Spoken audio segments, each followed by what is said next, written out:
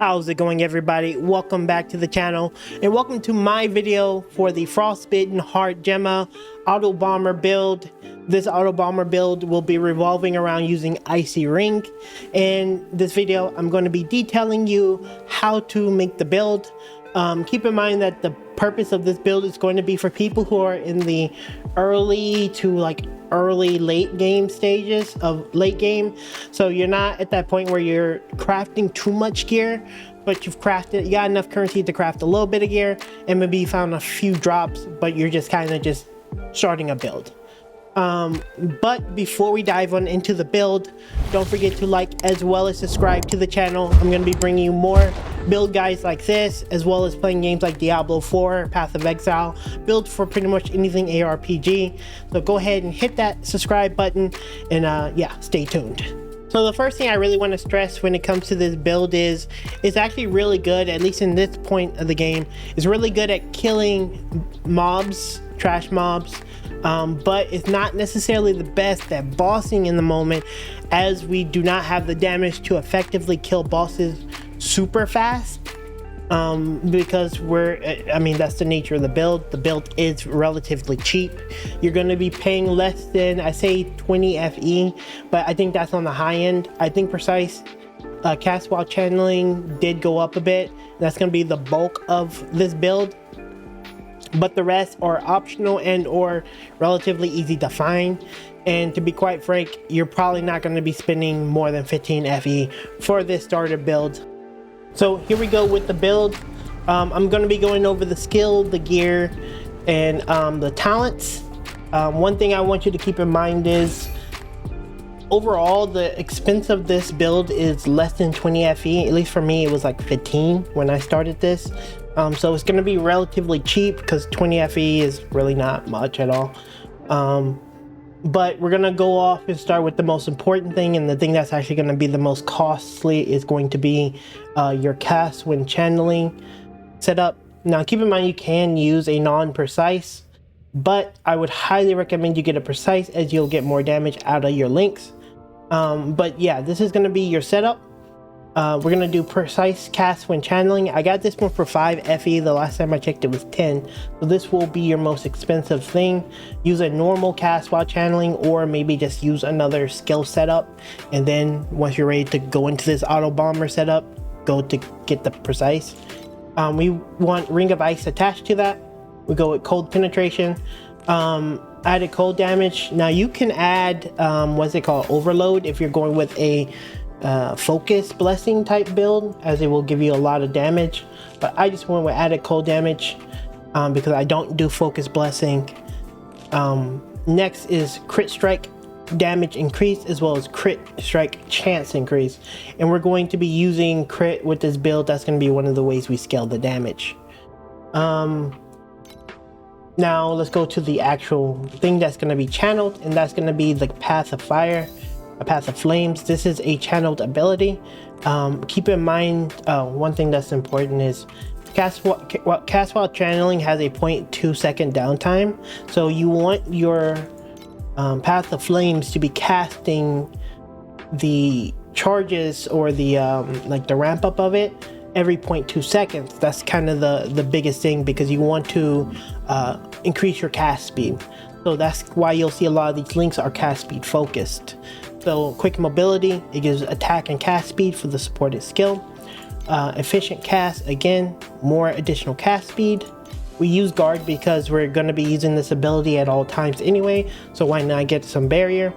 And then we use periodic burst, again, more attack and cast speed. So as you see, whenever we activate it, it's going to cast, and as you see, it's actually casting quite a few attacks because of our cast speed, and periodic burst kicks in, and then we'll get a huge ramp up of cast there. And that's kind of the premise of it. You want to keep the barrier up and keep casting. So for our damage links, that's going to be amping our damage. We're going to be using Soul Eating Circle. Again, this build is still relatively early, so we won't have that many energy points. We have like 340 right now that we're using, but you don't have to use that many, because you probably won't have this much early on. but use Mania. If you can't afford Mania, it's not a big deal, just use Soul Eating. For our mobility skill, well, we have 2 mobility skills, but for our main mobility skill, we're going to use Frigid Transmission with Quick Mobility. Again, you don't have to use Quick Mobility, but Frigid Transmission is a must because every time you freeze something, this resets and you can just kind of blink all over the place. And since you're going to be freezing, it's going to be pretty easy to blink. Another thing to keep in mind, because I'm playing the Heartfire Gemma, or not the Frostfire, what's she called? She's just a Frost version. Every time I activate a cold skill, I'll do the passive, and since I'm always freezing things, I'll be able to chain freeze things relatively easy. Let's look at her hero trait. So yeah, this skill, I use increased area of effect, and then I use Shadow Will just for radius and more damage. I mean, it's not a big deal, but mainly for the radius, because I just kind of want everything to get frozen whenever I hit them, but it's not a big deal. And this is how the setup is for the Frost version. If you're using her, I'm not playing the Frostfire version, but Frostfire is very likely better, if I'm being honest. But so for all the free-to-play players, rejoice, you're gonna probably do better with the other one, if I'm being honest, but we need more testing. Anyway, you'll just freeze everything. It's really nice, good synergy with the build. Next, we're gonna be using Secret Origins Unleashed. I use this because cast speed makes it faster, and if I'm casting faster, I can meet that point too. Remember, we're still in the early phases, so we don't have a lot of good crafting. But if you do start to transition to where you have good cast speed, you can get like Elemental Destruction or Biting Cold, and then add the one that makes it an AoE. What's it called?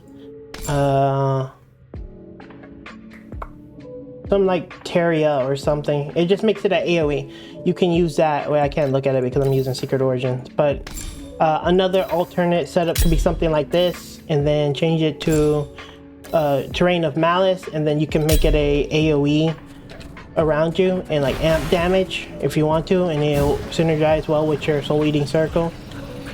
So it kind of looks pretty good. Looks pretty good together. Or you can use the Frost version. I'm not sure which one does more damage. Personally, I just like to use Secret Origins Unleashed because I just want the cast speed. But yeah. Last but not least, we're going to use Mana Boil. Again, you can add more stuff to it, but I'm just trying to keep the points low.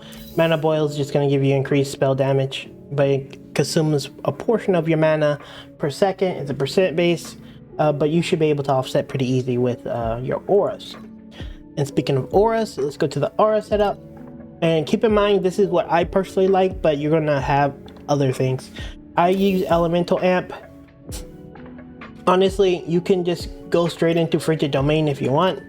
I'm using Swiftness because move speed, and it's just a flat seal mana amount rather than a percent. Move speed is valuable. Energy Fortress, this one's 30%, it's not that expensive. And then I use a little bit of Magical Source. I probably will get this to 11 and stop. But yeah, if you want to offset the Mana Boil, you don't have pets, or you don't have like mana regen on your gear, you can use that as a option. We use Ice Imbue because Ice Imbue gives ice stuff. Nimbleness because more evasion, it's just defensive. I'm using Steadfast because it gives a little bit of armor and it only reserves like 140 mana. It's nothing, we have like 3k mana. And we're using Rejuvenation, but keep in mind, once we start to get to low life, because this does become a low life build in the future, we will remove Rejuvenation unless you need it for Lone Walkers, which is going to be one of our late game items that we add to the build, but let's not get too far ahead of ourselves. Last thing before we transition onto the gear, just keep in mind that once you get a little bit more gear energy, you're going to drop Steadfast, you're going to drop Rejuvenation because you're probably going to be low life at this point anyway. You're going to move Nimbleness and Ice Imbue over to here. You're going to have these two for those, or whatever things you want to use. You can drop Magical Source if you get mana and put like the armor there, whatever. You're going to eventually swap this over, and you're going to get Frigid Domain, or you can start off with Frigid Domain and get the Elemental Amp, whatever works for you. This is just how I have mine set up. You're going to install that, and then you're going to use what is it called? So we'll use that, and then we'll add Seal Conversion, and this is going to reserve a ton of your life, and this is going to bring you down to low life because you're going to have a lot of energy shield at this point. As you can see, my energy shield's pretty okay, and I don't even have anywhere near good gear. We're going to see the gear in a second, but I don't have anywhere near what I would call good gear, and I have pretty good amount of energy shield right now. This could easily be 4K energy shield. But yeah, that is the setup. Feel free to pause the video and copy it if you need to, and let's move on to the gear. So one thing I want you to keep in mind when it comes to the gear is, like, my gear kind of sucks. I mean, I'm just being frank with you. My gear really sucks, and we're still able to do 5s and some 6s pretty okay. You absolutely can get way better gear than what I have here and at this point in the game, but I wanted to keep it cheap and kind of like whatever, like you didn't put much investment into it. I got the Cold Breath because, well, I killed one of the Watchers and it dropped. It's fairly easy to get. You can use this as an option. I'm using the Undying Faith. This is kind of a test in progress. It gives me extra aura effect when I'm on low life, additional damage on low life, and Undying Faith is actually not that expensive. There's quite a few listings for 2, 3, 4, 5 Elementium, so very, very cheap if you want to do this. It'll give you more seal mana, some stats, some passive skills, because you're going to have a lot of auras, and some energy shield. So it all works out if you want to do this, but if not, just using a random energy chest will probably work out just as well. You just want to make sure you cover your resistances. I have Ownerless. I got this at like the beginning of the game. This is like one of the items I dropped, and I'm still using it, and I'm still pretty effective. I'm using Ice and Fire. Now don't quote me on this, but I'm pretty sure that this fire will proc and make your cold damage deal more damage. I'm not 100% sure if that's the case, but I feel like it is. But don't quote me on this. Ice and Fire is very cheap to get. It's like one, you can probably even get it for like Flame Sand if you really wanted to. This belt, I just crafted this because I wanted to cover some of my bases. I know these are T1 crafts, but I did a video of me crafting, but I just made this belt with like 70 crafting nodes, crafting pieces, and I just got some resistances on it. But this may end up being my late game belt, and we're going to be scaling off Ant. That's why I just found these boots. It had triple resistances. That's pretty much it. And then these Arctic rings, I do freeze enemies a lot, so I wanted to get some damage on it. These were 1 Elementium each. You can get it again for much cheaper or find it, but honestly some crafted rings works fine. I found this wand on the ground. It has some okay stuff, and then I crafted this one. I just crafted a bunch of tier 3s, cast speed, spell damage, spell crit, some ice damage, and just slapped it on here. But a bunch of T3s cost me a couple of runs of finding some embers, and I got me a pretty okay setup. And this, even though this setup is, to be quite frank, terrible, I'm still able to do this. So like if you have reasonable gear, you absolutely destroy it. So just keep that in mind. So for me, my talents are Goddess of Knowledge, Arcanist, and Warlock. Goddess of Knowledge is going to give you Beacon, and I went with Insight because I'm going to be int scaling anyway, so there's no reason not to get this one, and it's just going to give me more spell amp. For the things that we're choosing, we have damage, we have cast speed, mana, crit, and pretty much mana efficiency. For the Arcanist, we went with Frostbitten. I don't know how good this is, honestly. I feel like I haven't tested these two too much. I think Frostbitten is better, but full load probably could work too, because mana is not that big of a deal with you. And then I went with Extreme Coldness. Again, I haven't really tested these too much, and I don't think Mind Focus works since we reserve most of our mana. But extreme coldness is what I'm using, but frozen lotus maybe could work, who knows. Cold damage, mana, crit, cast and attack speed, more mana, more int, and then more mana. I have no clue what this talent does. If anyone in the comments can tell me what this actually does, I have no clue what that does. But anyway, I just got it because I just needed to get 36 points, so yeah. Last but not least, we're going Warlock. We went with Merciless because I'm pretty sure none of these two work, and I guess I can get some benefit out of this. That's pretty much it for that one. And then this one is really big. This is why we actually want this tree, is because of off the beaten track. It gives 3 support skill levels, and all of our things are support skills besides like 2 or 3 of them, and it's really big on damage because like 3 skill levels is massive in any ARPG. In most, I guess. Anyway, damage, we're scaling energy shields because we got nothing else to do in this tree. More damage, mana efficiency, damage, more damage, and that's pretty much it. We're probably gonna get this mana later, but yeah, that's pretty much it for the build. So God of Knowledge, Arcanist, Warlock, and then we got all the different ones we went over. So this should be relatively good for you. For the next part of the video, I'm going to be going over the items that you can get to really take this build to the next level. So we're gonna go to that. So we are in the trade house now, and I want to go over a handful of items that I think could be really beneficial to the build. Now, you don't absolutely have to get these, but if you want to look for something, maybe give you some ideas, I'll just share with you what I theory crafted and see what see if it can align with your thoughts. So, starting off, I want to go over the gloves. Sage's Insight are really good gloves. They give you spell damage, some energy shield, more energy shield, 1 to all elemental spells, since you're going to be using nothing but elemental spells as your primary damage dealing skills. It gives you a ton of elemental damage, and it gives you a ton of cast speed. Now the negative is you get negative resistance whenever you use any skill that gives an elemental type, but you're only going to be casting a fire skill, because though you do, well, actually you're going to be doing ice too, because the blink is ice. But negative resistance isn't a big deal. It'll be fine. And it's only for 3 seconds anyway, you have a barrier. But all these other positives are really, really outweighing the negative of this item, and you get so much damage from it. Just keep in mind, this one's actually pretty expensive.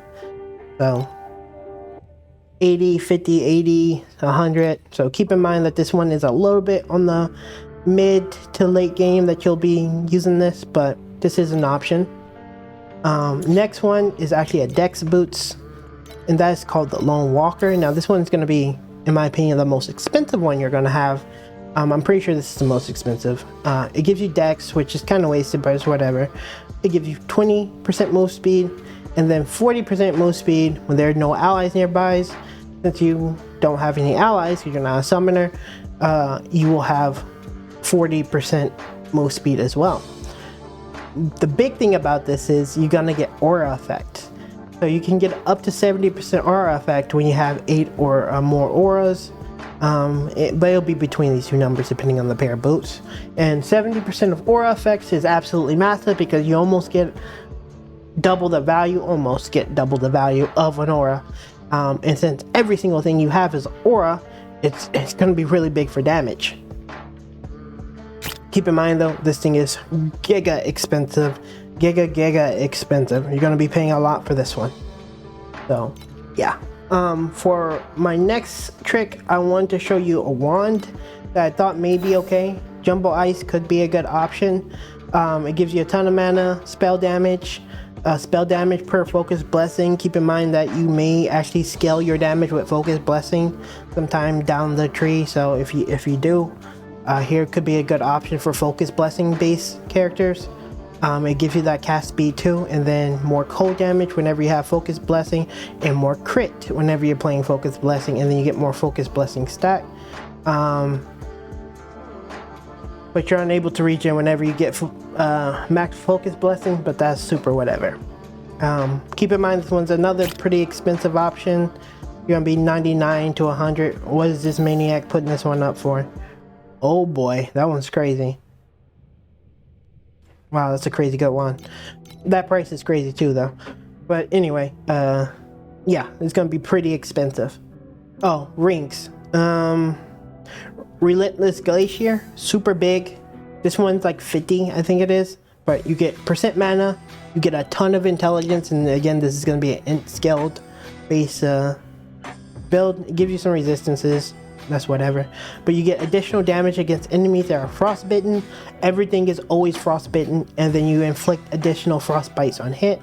That's not so big, but you get 30% damage, and then you have 2 of these, and then you'll have enough to cover your cold resistance, and you'll be this covers your whole entire cold resistance, these 2 rings, and it gives you a ton of damage, and it gives you mana and int. That was super synergy. But keep in mind, look at the price, still on the pricier side. You can probably get away with like paying 40 for them, but again, these are options for you to transition into. And then for the belt, I think this is the last thing I wanted to cover is Infinity. This one, you can find some good like random elements on them, random effects on them. But yeah, if you're looking for a belt, you can maybe like search around the Infinity and see if you can get some options that could work out for you. But that's kind of all that I've thought about. If you have any suggestions, though, feel free to leave it down in the comments, as you know, it could be helpful for the build. But yeah, these are some of the items that you could look to aim for to make your build better, but the rest you're probably going to just craft yourself. Last thing I wanted to cover is the Pact spirits. Just keep in mind, I played the first season and the second season, so a lot of these pets I've gotten quite a few from just playing. I actually got lucky and got the Bone Worm Queen, Bone Worm Daughter, whatever you want to call her. Oh my god, that's so loud. But I got her. I'm using her. She's pretty good because she has this Fatal Illusion. But honestly, you can just use a spellcaster version. So there's a lot of spell option ones. This one could easily work. Spell damage, cast speed. I just use her because it's what I have. But you're gonna just use spell casting ones. I don't even know if this is good. Like, the elemental damage is nice, but I don't know about the pin. It has cast speed though, so that's nice. And this pet has elemental damage and cast speed, but I think these are relatively common. At least these 2 are. I know this one's a little rare, but she doesn't contribute that much. She does do a little crit, some spell damage. This is like the biggest thing. This build still works without it, but I'm not gonna not acknowledge that it gives a decent amount of damage. But again, you can absolutely do this build without these pets. They're just a little bit of extra oomph. But you're gonna get most value out of your gear more than anything, your gear and your levels. So just keep that in mind. And there you have it, guys. That is my Gemma Autobomber build. Keep in mind that in future iterations of this video, I'm gonna be showing you the build whenever I get the part, so you can have an understanding of how it transitions, or even an idea for you to mimic and kind of take your build that direction. So keep an eye out for that. And yeah, don't forget to like as well as subscribe to the channel, and I will see you in the next Torchlight Infinite video. Later.